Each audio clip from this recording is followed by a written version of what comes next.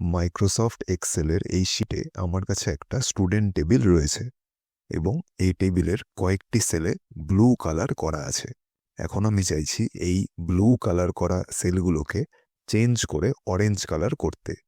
এই কাজটা করার জন্য প্রথমে কিবোর্ড থেকে প্রেস করবেন Ctrl+H, আর তারপর ফাইন্ড ওয়াট বরাবর ক্লিক করবেন format, choose format from cell, আর তারপর যে কোনো একটি ব্লু কালার সেলের উপর ক্লিক করবেন।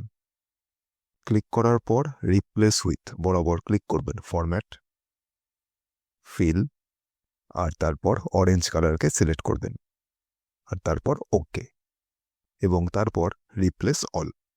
আর তাহলেই সমস্ত ব্লু কালার সেলগুলো অটোমেটিক্যালি অরেঞ্জ কালারে কনভার্ট হয়ে যাবে। মাইক্রোসফট এক্সেলের উপর এরকম ইন্টারেস্টিং ভিডিও আরও পাওয়ার জন্য লাইক, ফলো এবং সাবস্ক্রাইব করবেন আমার ফর্মুলা বন্ধু ইউটিউব চ্যানেলটিকে।